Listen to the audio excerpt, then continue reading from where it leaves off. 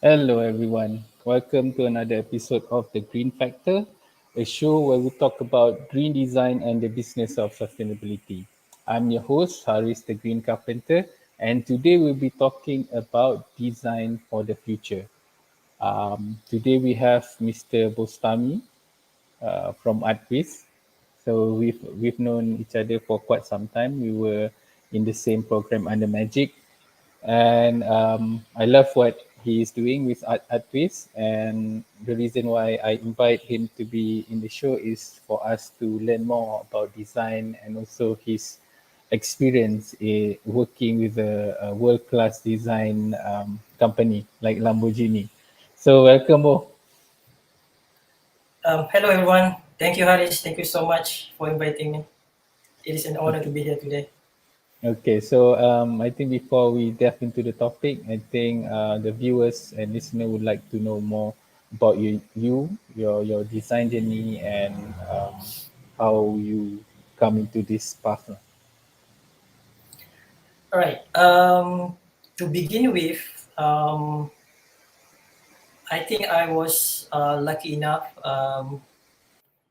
I was very much interested in creative world, so called, since I was um, in the early young age. I think I remember um, I wasn't that really good kids in the school, like scoring all the subjects. But then what I know is that I always so much into kind of like a drawing, sketching and daydreaming, obviously. And I was born and raised in a small town in Pahang, in Jengker, Pahang. So, and if you've been like living in those kind of kampong scenery kind of thing where there is not much things to do, but then that's where I think I discovered like for the most part of my boredom time is where I discovered things. I started to do creating things, from anything around me.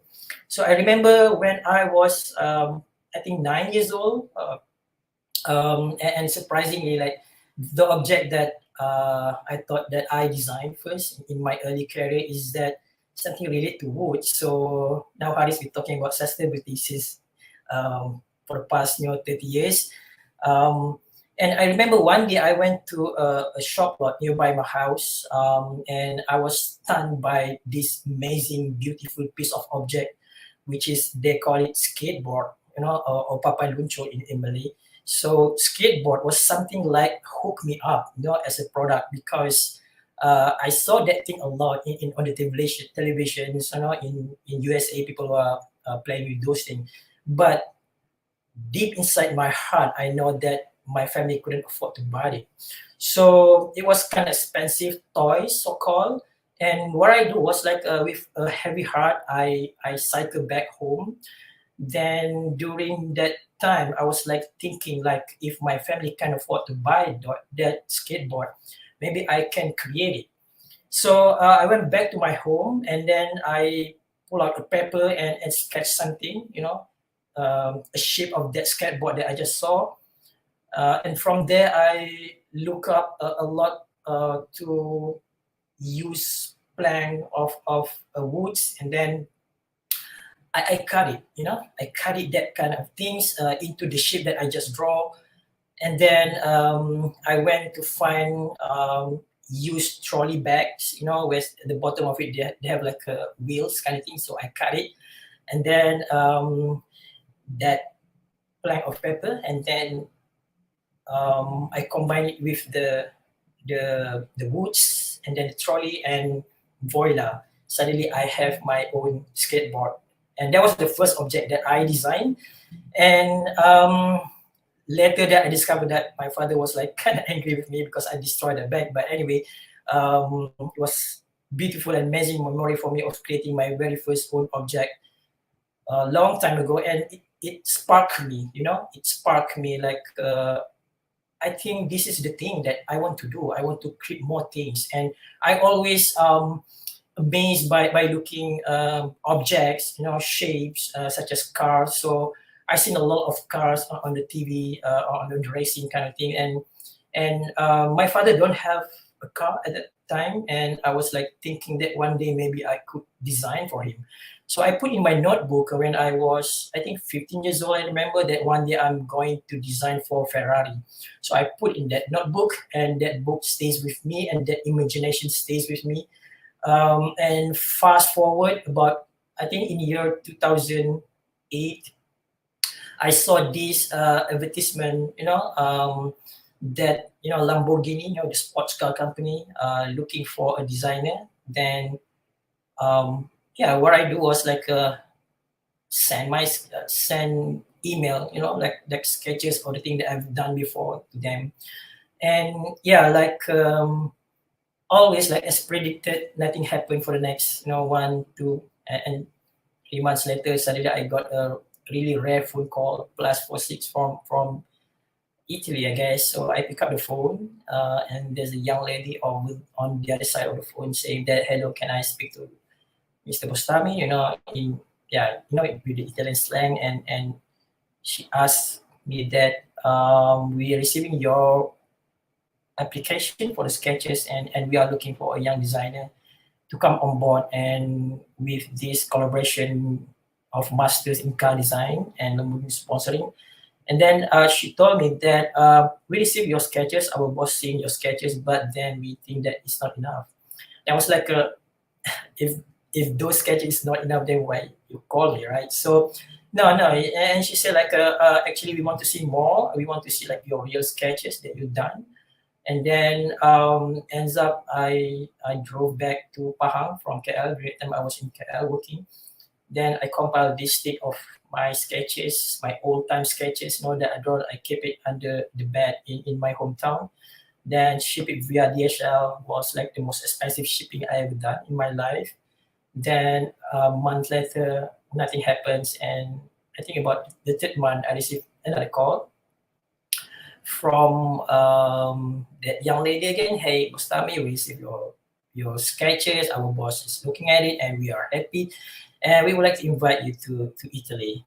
To so long story short, I was there for a couple of years, and that was my first mentor in design journey. All right. Awesome, awesome. I think looking at our background, it looks like you are the one working with more wood than me. Yeah, so it's an interesting start of your journey. It's always been your interest to be in design, right? And like for me, I didn't learn design in university, so I do a lot of self-taught. So I learn with craftsmen, I learn with designers, architect, and different kind of people, and they all have different kind of method, and there's so many things.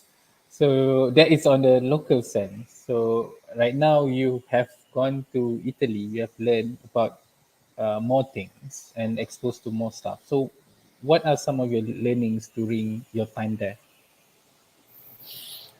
Um, Well, again, in regards to your experience, for me, it's always the best to learn from someone has done it, right? So you had like the best, whatever, teacher, mentor, because you learn from the person who already done it. Okay, and I might go to the learning process, like maybe professionally in university and stuff, but then those are the things that been taught by mostly theoretical, right? So when you engage with the real person who's done it, for me that was the best, because they're going to show you how to get there, or how fast you can achieve this kind of method.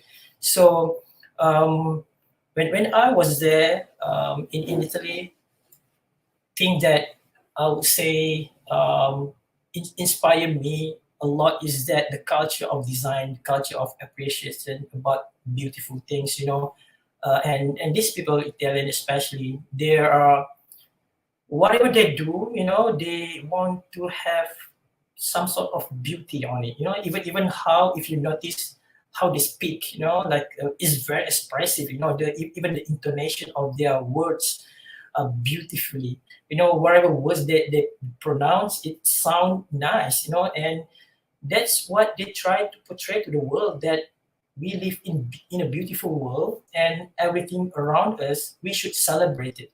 So the way they celebrate, it's almost for everything, like how you dress, how you speak, how you eat, how you crafted your food, how you get ingredients of your food, and then even the presentation of the food. They have food design also over there in the school that I went, food innovation they call it, and everything has to be beautiful, even the sketch, the strokes of the line that you're going to draw it has to be the most beautiful lines that you draw, even before you combine it and make a shape out of it.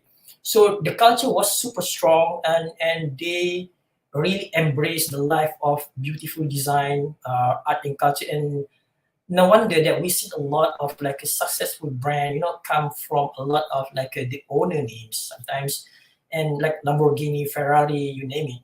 Those are the name of the founders, and they have like the spirit of innovation at heart. These people, Italians, they won't settle for mediocre. They want to do something at, if the world's going to see them, it should be like the best of it, no matter how. Even they are designing a pasta, the shape of that pasta should be like the most beautiful shape that you want to put on your plate and eat it.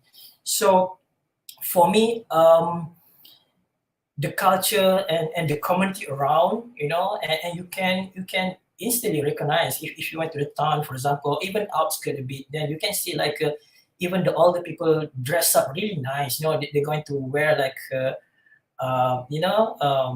top, bottom, all their dress up. If they have like earrings in purple, then the lipstick going to be in purple. And the shoes is in purple. So everything is in accordance how they want to enjoy and embrace beautiful life upon objects. So in Lamborghini, the culture was super strong.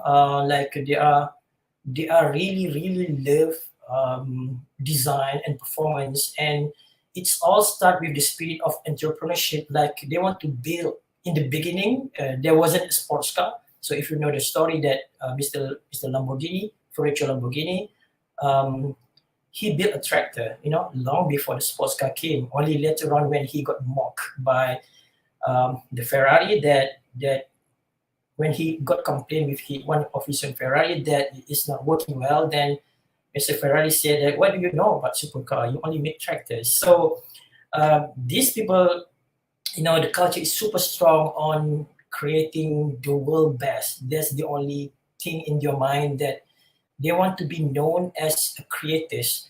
So in a sense of creating something, the design come with a lot of things in the process. For them, every each of the process is super important. Starting from coming out with the mood board. The mood board is a collection of images that how you see your brand according to these images. And at Lamborghini in the beginning, when we did the research on the early DNAs, that if you can relate that the brand or the car right now, they has more like a sort of like a faceted kind of shape, like a tap tap tap tap, if I can do the sound of it. So before that, it was like super clean and nice and straightforward. But then now they are getting inspired by the mood board of objects. Like they got inspired a lot by the faceted of the faces of the diamond cards.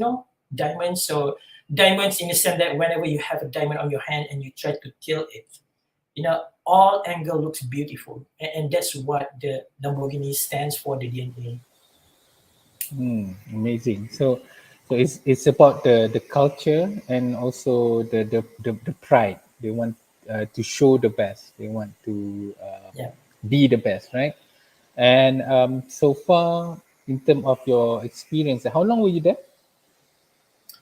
Well, I think I'll start my career, I think, for the past 15 years. I No, was with there. Lamborghini. That's How what, long were you I there? think, one and a half years. Wow.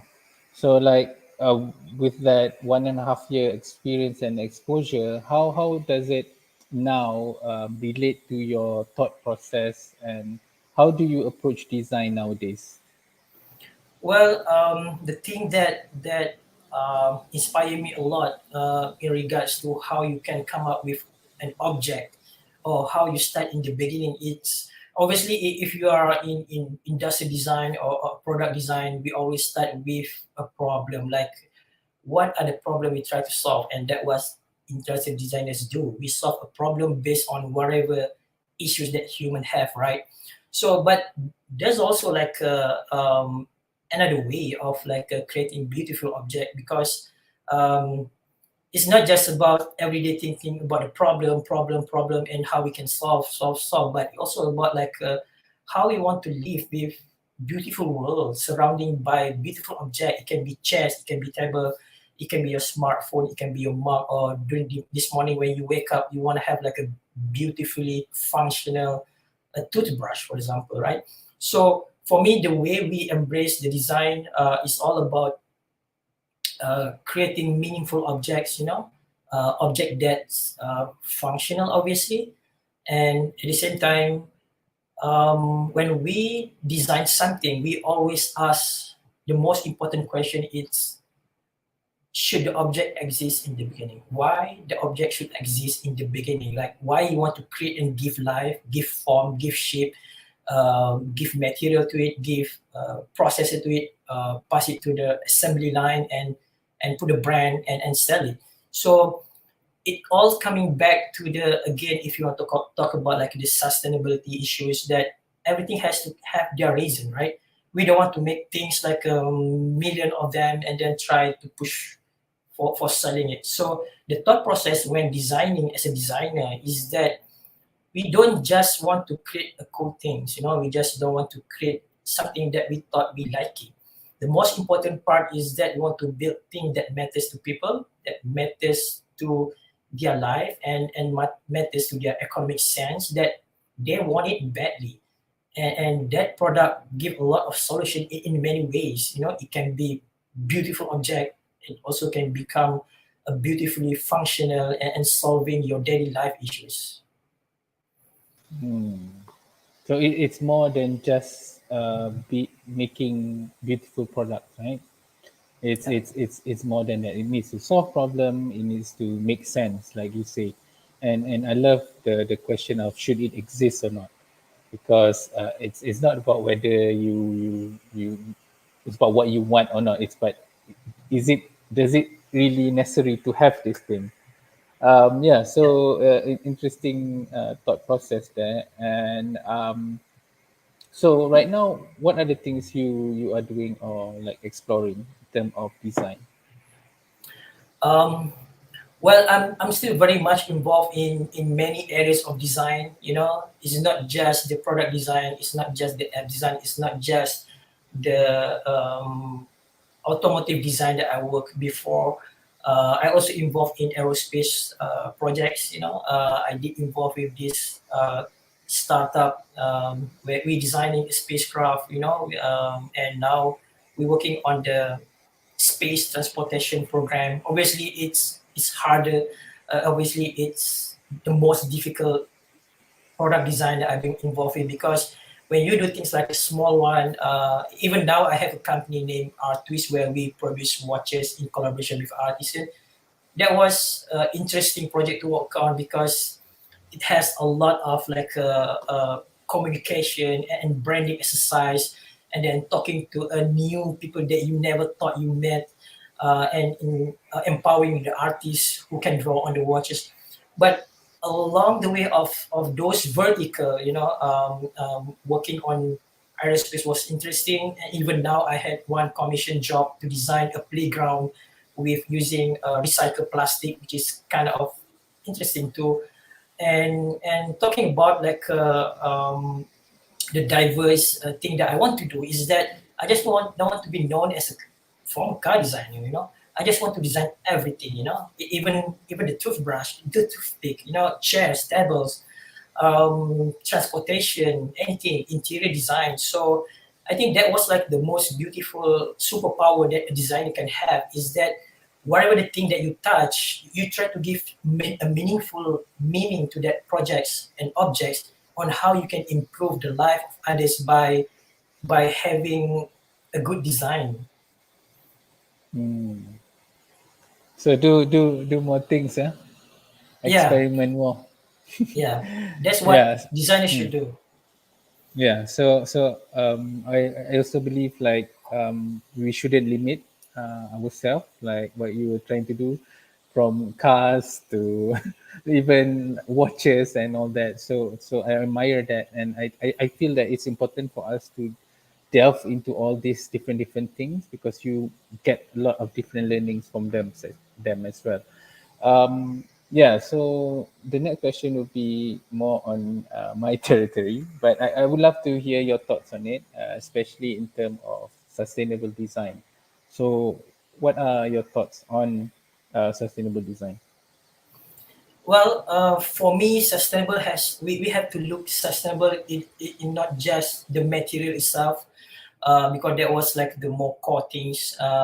People see things physically, but sustainable design, I think whatever we do, especially as a designer, is that we should like forecast ahead, like what was the ripple effects that can come up with that particular object that we are designing, for example. So when we talk about giving more circular, give impact to the rest of the ecosystem around us. So we need to design not just the object. We need to design like how those things is going to work, like how those things can impact the workers, like how those things can impact the resourceful of the material that you're going to get. So when we have all those like important thought process for the sustainable design, then we can have more longevity in terms of the product that we are going to create. Think about like example of again cars, right? Before this it was like you know gas cars, petrol and stuff. And when Tesla started create electric cars, people were like saying that this guy is crazy, and this product won't work, and how does it can work.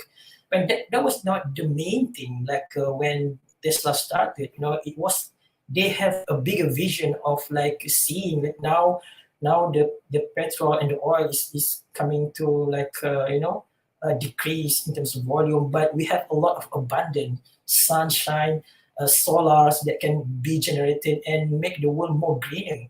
So now Tesla is like one of the world biggest car manufacturer, and they are even bigger than three big combines manufactured in the US. So the effect will have later on, and sustainable should be thinking about how you're going to give impact to the world. And we always should think like again things that happen to the world every day now, like all those disaster kind of thing, is all not by default the faulty of the world itself. It's all in the human's hands. So thinking about that, and we should always thinking like the top part mindset is that our clients should be the world, because our clients should be like the nature around us, on how we can respect them, how we can give them back, how we can live harmony together. So if we ignore those kind of thing, I think that's when we had a lot of things that in not in favor to is. So sustainable design, everybody has to be in their mind, and everybody has to work on it.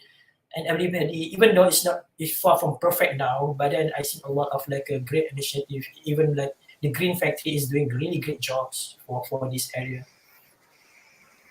Thank you very much for that, Boo.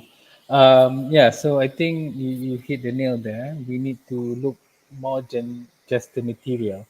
Like for us, we try to look at the whole process, the glue that we use, the coating that we use, the packaging, and the people that makes them, and the people that is involved in our operation, the community, the government, the media, and all that, and try to have more buy-in into the sustainability agenda.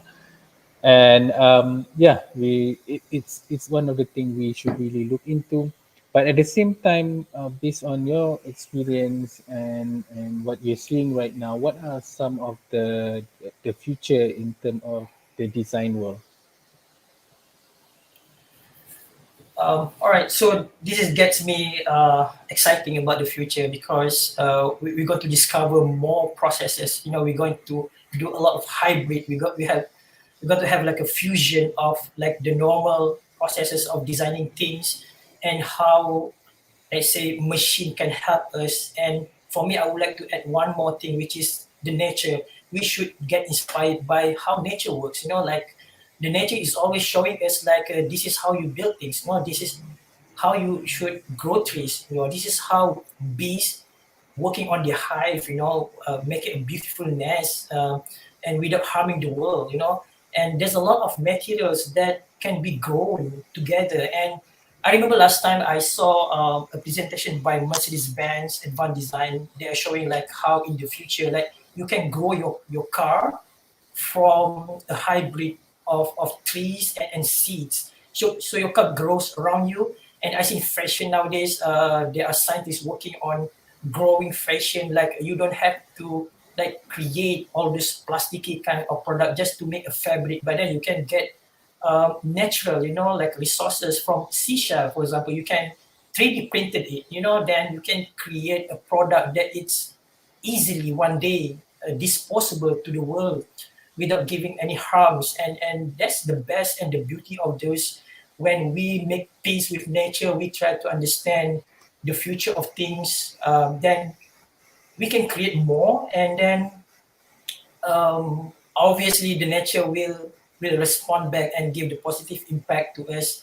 I see the future is going to be exciting when we combine these elements of like the maybe one day you can print your cars. Maybe one day, obviously now they have like houses, you can print it by using sand. And then that's when we will have more like a sustainable product for the future. When we collaborate, I would say that was the best way. Maybe collaborate with nature. Nature doesn't mean just trees, but then take a look at animals, how smart or how intelligent the swarm, how animals are moving from one place to another place just because they don't want to destroy the place that they've been working on. So, and now we are talking about like a sustainable future world that people try to leave planet Earth, to go somewhere, to go to Mars and Moon maybe. So there are a lot of other things to discover, and we don't know yet. And resources here, they are abundant anyway, but we always take far from granted, try to produce unnecessary things, million of things that, and then forcing you to buy the product that you thought is cool, but then it doesn't bother any much. So yeah, I think the future is great. Design has evolved a lot with technology. So yeah, I'm really interested into that. So the last question I want to ask is like in terms of young designers or people that want to improve on their design, what are some of the tips you can give them in terms of becoming a better designer? Well, for me, I'm always learning every day. Like things change every day. You had always new knowledge, new things. You thought you are in the industry long enough, then you know everything, which is that was like a very wrong mentality to have. Everybody here is a student. And for young designers, I always encourage you guys to always observe around you, and then think about like how when you create things, you create for the people that you love, and that's when the love comes out. And we should always think about the good vibrations when you want to create something. That's where the good things comes out, And Tesla once said, if you want to know the secret of the universe, you should study energy. So energy is the most important thing. It doesn't mean like energy means like how you want to power your bicycle, your car. Or energy means like you think about the quantum, the smallest thing, that how you can give impact to the world.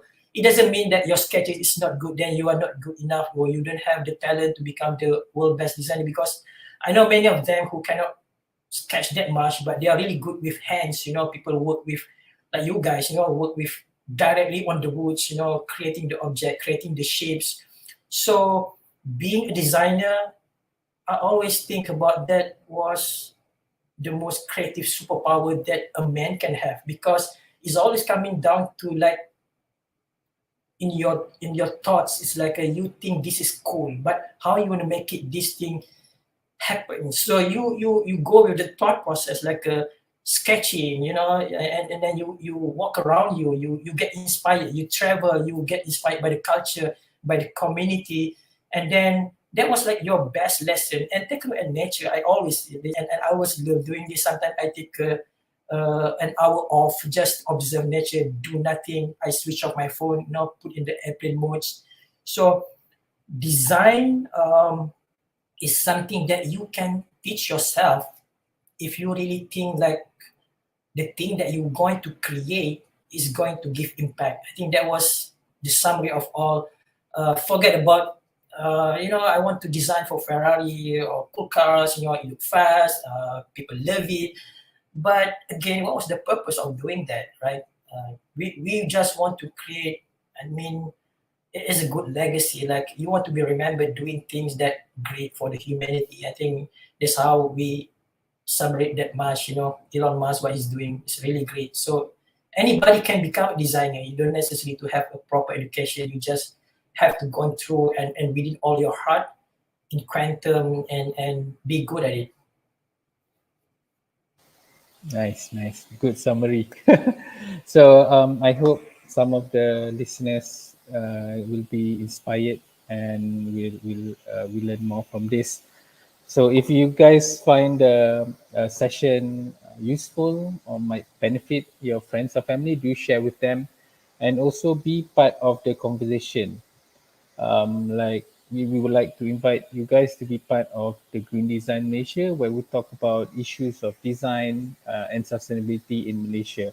We need to have more people talking about these kind of issues, because like I believe strongly that design is one of the way we can solve a lot of our problem. So it's not just about making the things looks nice. It's about more than that. And we need to have more of this conversation so we can elevate our thoughts on design and create cool stuff that contributes to making the world better. So thank you very much, Bo, for coming today and sharing your story. And for everyone else, thank you for tuning in, and see you next week. Have a green week ahead. Bye bye, Thank guys. you so much. Bye.